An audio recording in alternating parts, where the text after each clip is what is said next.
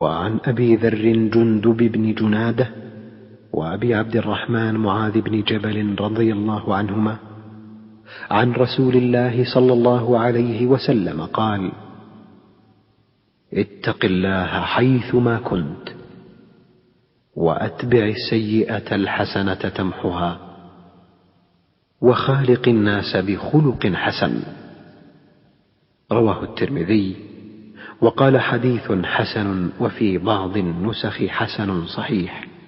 وعن أبي ذر جندب بن جنادة وأبي عبد الرحمن معاذ بن جبل رضي الله عنهما عن رسول الله صلى الله عليه وسلم قال: اتق الله حيثما كنت وأتبع السيئة الحسنة تمحها وخالق الناس بخلق حسن.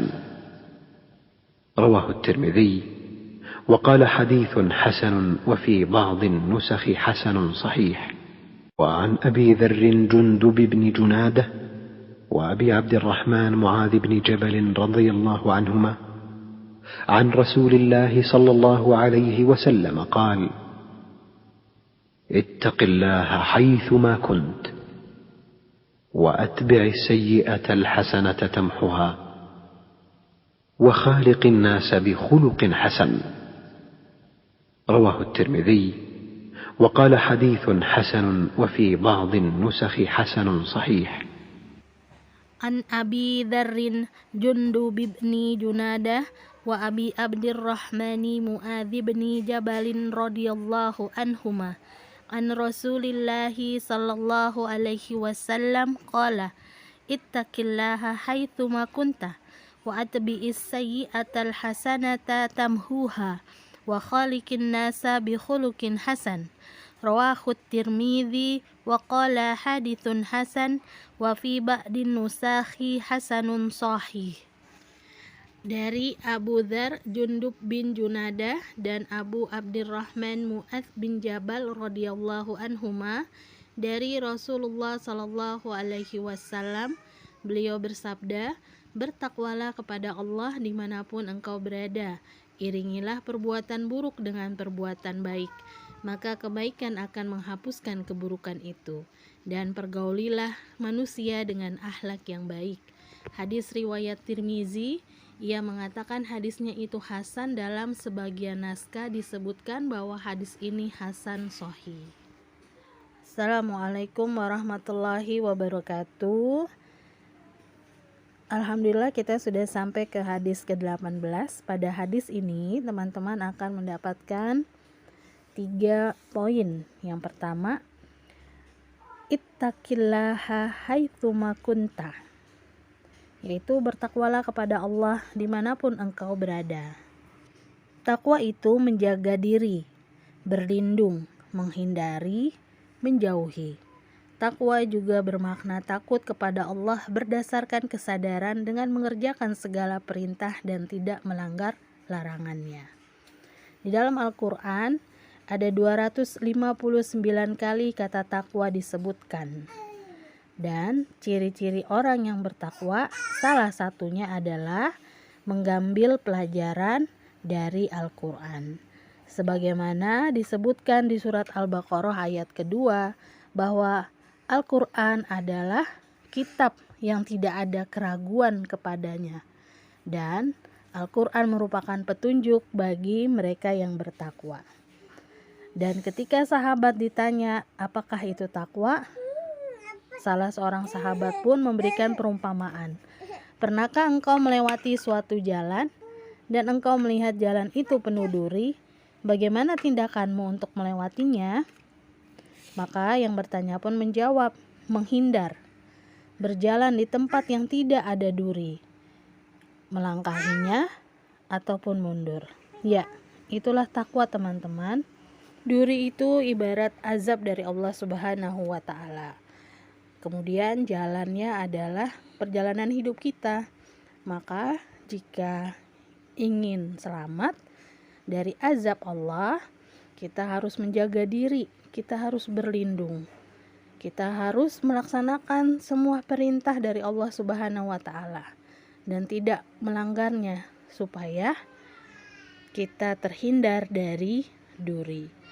Kita bisa mencontoh bagaimana kehidupan Umar bin Abdul Aziz ketika menjadi seorang pemimpin. Takwa menjadi gaya hidup kala itu. Maka Allah berikan pintu-pintu keberkahan dari langit dan bumi. Walau Umar bin Abdul Aziz hanya memerintah selama kurang lebih 3 tahun, tapi Masya Allah, kita lihat 2 kisahnya ya. Yang pertama adalah ketika Yahya bin Sa'id, seorang petugas zakat, datang ke Afrika dan ingin memungut zakat.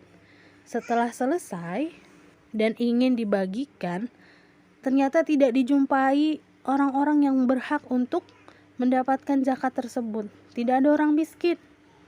Akhirnya Yahya bin Sa'id pun membebaskan seorang budak.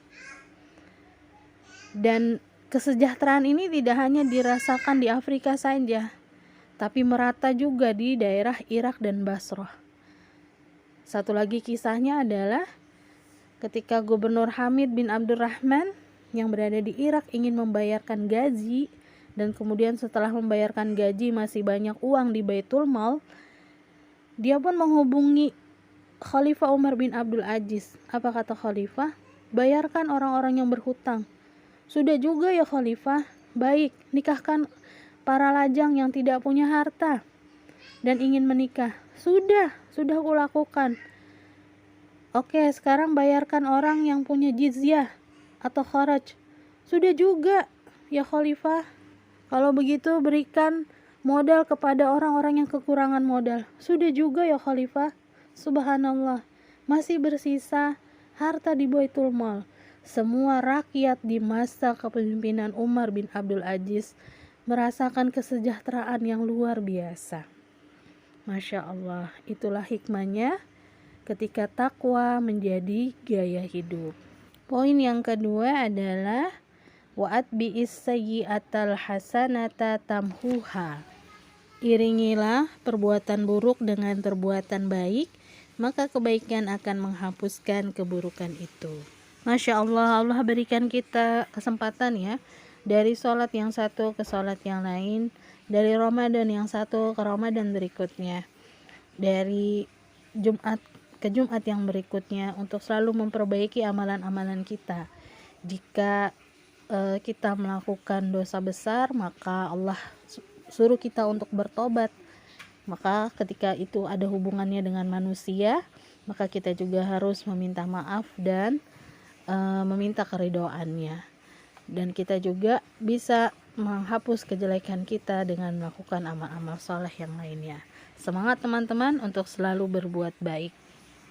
Poin yang ketiga adalah wa khaliqin nasa bi khuluqin hasan, yaitu pergaulilah manusia dengan akhlak yang baik. Rasulullah menjadi teladan atas akhlak baik itu. Bagaimana tidak, teman-teman bisa melihat bagaimana Rasulullah terhadap sesama muslim dan juga bagaimana Rasulullah terhadap yang kafir. Rasulullah keras dan tegas terhadap kafir dan lemah lembut terhadap sesama muslim. Ustazah ingatkan teman-teman, akhlak mulia itu salah satunya adalah bagaimana teman-teman beradab ketika memasuki majelis ilmu.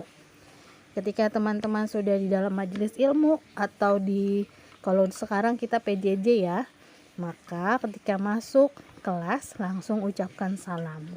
Kemudian jangan lupa untuk menyalakan kamera. Ini adalah salah satu bukti bahwa teman-teman sedang menyimak pembelajaran, sedang menyimak apa yang ustazah sampaikan. Tidak lagi teman-teman mematikan kameranya, maka teman-teman sudah menunjukkan akhlak yang mulia. Masya Allah. Yuk semangat berakhlak mulia. Kenapa? Ketika Rasulullah pernah ditanya, wahai Rasulullah, hal apa yang paling banyak memasukkan orang-orang ke dalam neraka? Lisan dan kemaluan. Nauzubillah min dzalik. Yuk kita jaga lisan kita dengan mengucap salam. Kemudian kita simak pembelajaran di kelas dengan menyalakan kamera. Berakhlak mulia maka menjadi penyebab teman-teman untuk masuk ke dalam surganya Allah. Semangat. Assalamualaikum warahmatullahi wabarakatuh.